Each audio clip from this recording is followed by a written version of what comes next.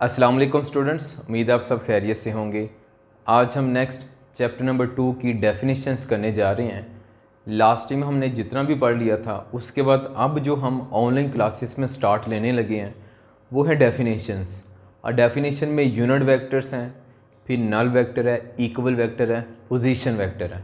इनके फार्मूला ही हैं, इनकी डेफिनेशंस हैं और इनकी एक्सप्लेनेशन थोड़ी सी हम डिटेल देखेंगे जो हमारी बुक में है। ठीक है, तो आपको पता है कि ऑनलाइन क्लासेस शुरू हो चुकी हुई हैं, कोरोना की वजह से छुट्टियां दी गई हैं और जैसे ये छुट्टियां एंड होंगी तो साथ ही हम दोबारा फिर फिज़िकल क्लासेस में पढ़ना शुरू कर देंगे। और एक और बात वो ये कि मैं यहाँ पे जो आपको पढ़ा रहा हूँ ये ऑनलाइन क्लासेस में अभी मेरा तरीक़ेकार ये है कि मैं आपको एक लिंक सेंड कर देता हूँ और उस लिंक को जब आप ओपन करते हैं तो वो YouTube की वीडियो होती है, जैसे कि ये वाली वीडियो आप देख रहे हैं इस वक्त। और साथ ही जब ये लेक्चर आप कंप्लीट देख लेंगे तो इसके बाद फिर आप माइक्रोसॉफ्ट टीम पे कनेक्टेड हैं। साथ ही माइक्रोसॉफ्ट टीम पे आप मुझसे क्वेश्चन कर लेंगे, वो बात पूछ लेंगे या जो बात आपको टॉपिक की समझ नहीं आई वो आप मुझसे डिस्कस कर लेंगे। ठीक है, तो इस तरह से हम इसको लेकर चलेंगे। वो इस वजह से रिकॉर्डेड का लिंक भेज रहा हूँ ताकि सिग्नल का जो प्रॉब्लम हो वो आपको ना आए और ये वीडियोस आप बाद में भी जब मर्जी देख सकते हैं। ठीक है, अब चलते हैं, हम नेक्स्ट चैप्टर का आगाज़ करते हैं और इसमें डेफिनेशन जो पहले हम देखने लगे हैं वो है यूनिट वेक्टर। अच्छा, तो स्टूडेंट्स सबसे पहले हम यूनिट वेक्टर्स को देखेंगे। अगर हम यूनिट वेक्टर के नेम की तरफ चलें तो नेम में यूनिट आ रहा है, यूनिट का मतलब होता है 1। तो यहाँ पे हम इसकी डेफिनेशन में कहेंगे ऐसा वेक्टर जिसकी मैग्नीट्यूड 1 हो उस वेक्टर को यूनिट वेक्टर कहते हैं। ठीक है, और इसकी डायरेक्शन भी होगी, चूँकि वेक्टर है तो वेक्टर में डायरेक्शन तो ज़रूर होती है, तो फिर गिवन डायरेक्शन होगी, कोई डायरेक्शन इसकी ज़रूर होगी। तो इधर हम फिर ये कहेंगे डेफिनेशन में the vector which has 1 magnitude in given direction is called unit vector. और आप इसकी डेफिनेशन आप बुक में अगर देखें तो मैंने यहाँ पे हाईलाइट भी की हुई है बुक वाली डेफिनेशन को, बुक का पेज मैंने शेयर किया हुआ है, आप उधर से इसको पढ़ सकते हैं। ठीक है, तो इसमें मैग्नीट्यूड 1 होगी और एक पर्टिकुलर डायरेक्शन में होगा। ठीक है, अब इसको एग्जांपल से समझते हैं कैसे। तो बच्चों यहाँ पे देखें आई हैड, जे हैड, के हैड, ये तीनों यूनिट वेक्टर की एग्जाम्पल हैं। अगर मैं आई हैड की बात करूँ तो आई हैड डायरेक्शन बताता है अलोंग एक्स एक्सिस। और एक बात याद रखनी है कि ये जो यूनिट वेक्टर है ये बेसिकली हमें डायरेक्शन बताने के लिए हम इसको यूज़ करते हैं, ये हमें डायरेक्शन बताता है। तो अगर मैं कहूँ आई हैट यूनिट वेक्टर है, इसकी मैग्नीट्यूड तो 1 होगी और ये किसको रिप्रेजेंट करता है, ये रिप्रेजेंट करता है डायरेक्शन अलोंग एक्स एक्सिस। फिर इसी तरह जे हैट ये रिप्रेजेंट करेगा डायरेक्शन अलोंग वाई एक्सिस, के हैट रिप्रेजेंट डायरेक्शन अलोंग जी एक्सिस। और ये स्पेसिफिक हैं, ये फिक्स हैं, ये चेंज नहीं होने। मैंने जब भी के हेड कहना है तो इसका मतलब है डायरेक्शन किसके लॉन्ग होगी, जी एक्सिस के लॉन्ग। मैंने जे हेड कहना है तो डायरेक्शन किसके लॉन्ग होगी, वाई एक्सिस के लॉन्ग। मैंने आई हेड कहना है तो डायरेक्शन अलोंग एक्स एक्सिस होगी। ठीक है बच्चों, ये मैंने डायग्राम ड्रा की हुई है, ये है कार्टियन कोऑर्डिनेट सिस्टम या इसको कहते हैं रेक्टेंगुलर कोऑर्डिनेट सिस्टम। 3 लाइंस हैं, अब इसमें ये एक्स एक्सिस है, ये वाई एक्सिस है, ये जी एक्सिस है और रेड कलर में मैंने यूनिट वेक्टर्स बनाए हुए हैं। ये जो यूनिट वेक्टर्स है ना, ये यूनिट वेक्टर्स की मैग्नीट्यूड 1 है और एक खास किसी डायरेक्शन में, ये एक्स के लॉन्ग, ये वाई के लॉन्ग और ये वाला यूनिट वेक्टर जी एक्सिस के लॉन्ग है। अब फर्दर और भी हमारे पास एग्जाम्पल है यूनिट वेक्टर की, जैसे आप देख लें ये एन हैट है। एन हैट क्या करता है, ये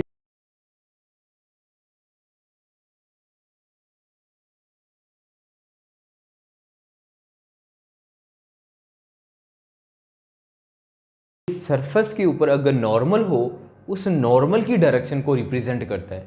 जैसे ये देखें, ये मैंने सरफेस ड्रा की, सरफेस जैसे रजिस्टर नहीं होता, रजिस्टर की सरफेस है ऊपर वाला, या टेबल है, टेबल की सरफेस है, उस सरफेस पे नॉर्मल ड्रा करें। नॉर्मल मीन परपेंडिकुलर ड्रा करें। अगर ये सरफेस है इस पर ये मैंने परपेंडिकुलर ड्रा किया तो परपेंडिकुलर यानी ये नॉर्मल है, इस नॉर्मल की डायरेक्शन कौन बताएगा, एन हैट बताएगा। ठीक है, तो फिर हम कहेंगे N hat represent direction along normal to the surface, जो नॉर्मल सरफेस पे होगा उस नॉर्मल की डायरेक्शन एन हेड बताएगा।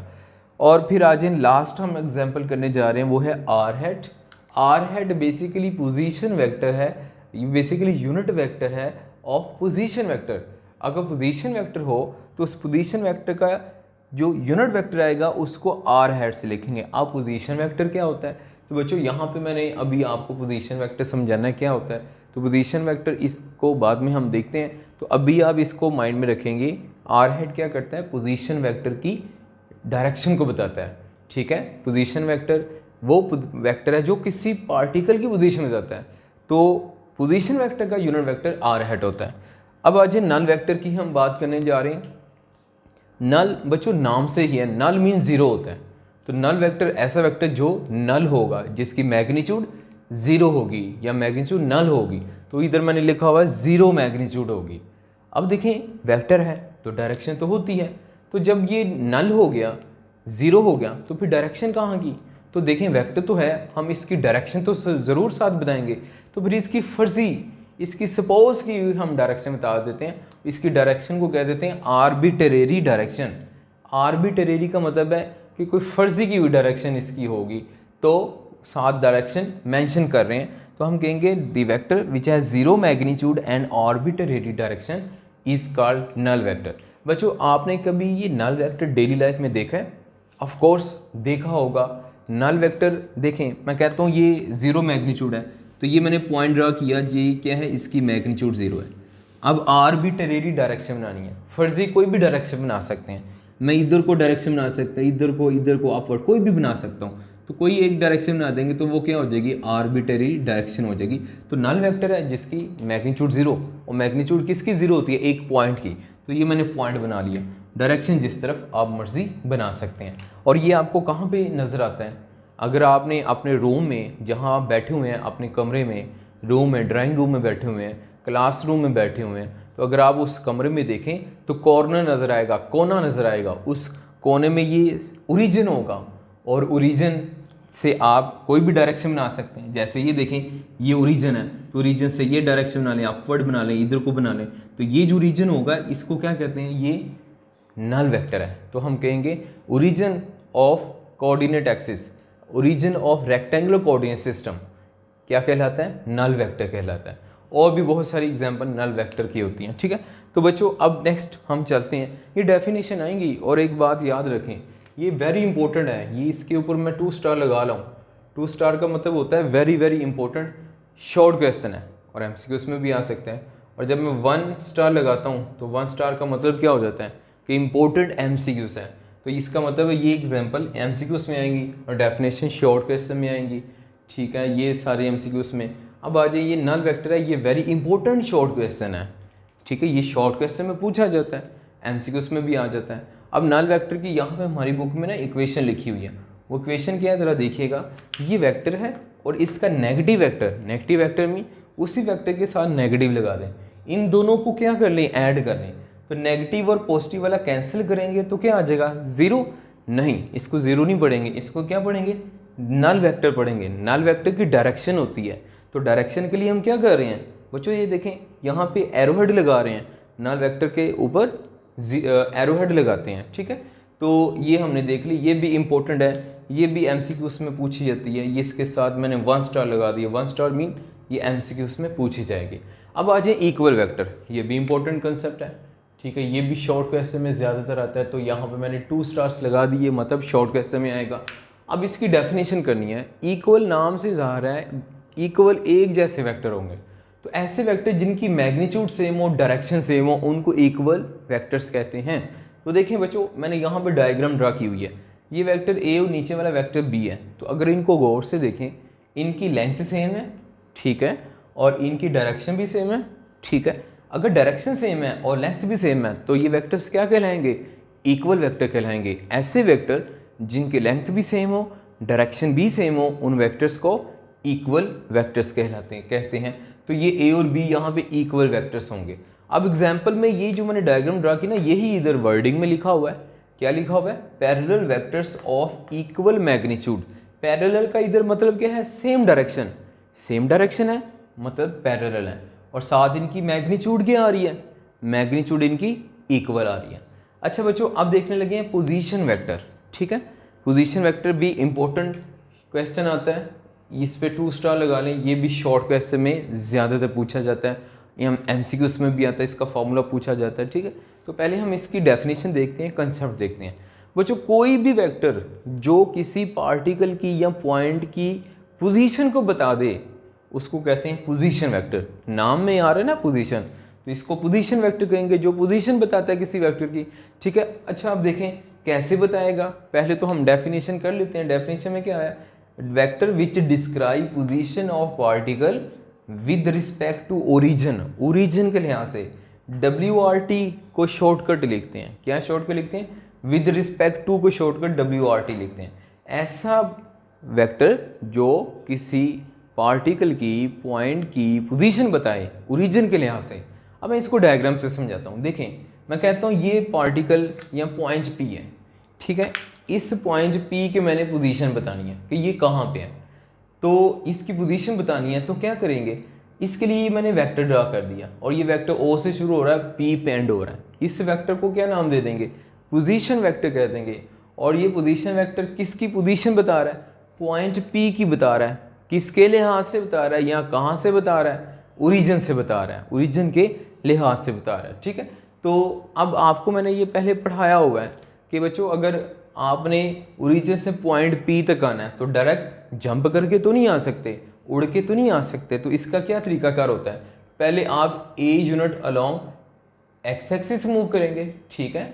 तो मैं ये ड्रा कर लेता हूँ, A यूनिट आपने एक्स एक्सिस मूव किया और फिर B unit along Y axis move करते हैं, तो आप कहाँ पे आ जाते हैं, पॉइंट P पे आ जाते हैं, ठीक है। अब ये देखें इसमें 2 कोऑर्डिनेट्स आ रहे हैं ना, तो यहाँ पे अगर इसका हम फार्मूला लिखते हैं तो ये इसका फार्मूला बनता है। फार्मूला क्या बनेगा, आई हैट आपको मैंने बताया हुआ है अलोंग एक्स एक्सिस डायरेक्शन बताता है। तो यहाँ पे जो A आ रहा है ये एक्स कोऑर्डिनेट है, तो एक्स कोऑर्डिनेट है तो इधर डायरेक्शन भी किसकी आ रही है, आई हैट किसको बताता है, डायरेक्शन अलोंग एक्स एक्सिस।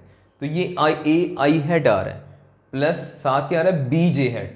दो आ रहे हैं ना, A आ रहा है और ये B आ रहा है। अगर एक्स एक्सिस है तो आई हैट आएगी डायरेक्शन, वाई एक्सिस है तो डायरेक्शन बी जे आएगा। तो इधर AI plus B J hat, इन दोनों को ऐड कर लेंगे तो ये पोजीशन वेक्टर बनेगा बेसिकली, ठीक है। तो पोजीशन वेक्टर का ये फार्मूला आ गया। अब इसकी अगर हम मैग्नीट्यूड देखना चाहते हैं, बच्चों मैग्नीट्यूड का मतलब क्या होता है, मैग्नीट्यूड का मतलब ये होता है कि हम इसकी वैल्यू देखना चाहते हैं, तो उसके लिए अलग से फार्मूला है। अब अलग से फार्मूला क्या है, मैं आपको ना एक जनरल इक्वेशन लिख रहा हूँ। इसमें ये क्या होता है, X coordinate square plus Y coordinate square whole under root, ये जनरल फार्मूला होता है मैग्नीट्यूड के लिए, ठीक है। इसको एज इट इज़ याद रख लें, X square plus Y square whole under root, ठीक है। तो यहाँ पे देखें आई के साथ एक्स होता है तो A एक्स की जगह पे आया हुआ है, जे वाई एक्सिस के लोगे तो J के साथ वाई कोऑर्डिनेट होगा और वाई कोऑर्डिनेट इधर कौन है, B है। I के साथ x कोऑर्डिनेट होगा और यहाँ x कोऑर्डिनेट कौन है, A है। तो आप देखें इधर क्या आ रहा है, X square plus Y square. तो हम फिर क्या लिख सकते हैं, एक्स से प्लस वाई स्क्वायर की जगह हम लिख सकते हैं A square plus B square whole square root. तो ये किसका आ गया फॉर्मूला, मैग्नीट्यूड का, पोजीशन वेक्टर की। और इसमें सिर्फ 2 कोऑर्डिनेट्स हैं, ठीक है। अगर 3 कोऑर्डिनेट्स हों, जैसे इधर देखें एक्स वाई जी 3 लाइन्स हैं, स्पेस है 3 लाइन्स आ गई हैं, इधर कोऑर्डिनेट कितने बन रहे हैं, देखें पॉइंट P है तो इसके 3 कोऑर्डिनेट हैं। A कौन सा आ रहा है, A फिर B फिर C, ठीक है। अब इसके 3 कोऑर्डिनेट्स आ रहे हैं, जहाँ पे यहाँ पे देखें AI hat plus B J hat 2 coordinate के लिए था। अब तीसरा भी आ रहा है यहाँ पे C, तो इधर क्या लिख दें आप, ये मैंने फॉर्मूला लिखा हुआ है। अगर 3 कोऑर्डिनेट्स हों तो क्या फॉर्मूला बन जाएगा, AI hat plus B J hat plus C K hat. इन तीनों को ऐड कर दें तो ये क्या बन जाएगा, पोजीशन वेक्टर बन जाएगा स्पेस में या 3 लाइंस में। तो ये 2 कोऑर्डिनेट्स के लिए फार्मूला है और ये 3 कोऑर्डिनेट्स के लिए है, ठीक है। अब इसकी अगर मैग्नीट्यूड लिखनी है तो मैग्नीट्यूड में क्या करते हैं, इन कोऑर्डिनेट्स का स्केल ले लें। कोएफिशिएंट क्या आ रहा है, आई का कोएफिशिएंट या एक्स कोऑर्डिनेट क्या है, A है, वाई कोऑर्डिनेट इधर क्या है, B है, और C कोऑर्डिनेट क्या है, और वाई जी कोऑर्डिनेट क्या है, C है। इनका स्केल ले लें, A square plus B square plus C square whole square root कर देंगे तो ये मैग्नीट्यूड का फॉर्मूला बन जाएगा, ठीक है। ये मैंने आपको इधर बताया ना, ये जनरल फॉर्मूला होता है X square plus Y square, अगर Z है तो Z स्क्वायर आ जाएगा होल स्क्वायर। तो ये इसको देखते हुए हमने A square plus B square plus C square whole under root, ये हमारे पास फॉर्मूला बन गया। ठीक है बच्चों, ये हमने देख लिए, ये मैग्नीट्यूड का फॉर्मूला आ गया किसमें, स्पेस प्लेन में, यानी 2 कोऑर्डिनेट्स हैं, और ये किस में फॉर्मूला आ रहा है, ये स्पेस में आ रहा है, यानी एक्स वाई जी 3 कोऑर्डिनेट्स हैं। ठीक है, तो बच्चों अब आपने ये टॉपिक देख लिया, समझ लिया, सुन लिया। अब आपको कोई क्वेश्चन है तो माइक्रोसॉफ्ट टीम पे आ जाए, वहाँ पे मुझसे क्वेश्चन करें, डिस्कशन करें, जो बात समझ नहीं आई वो वहाँ पे हम देखते हैं। ठीक है, तो इजाज़त दें, मिलते हैं, अल्लाह हाफिज़।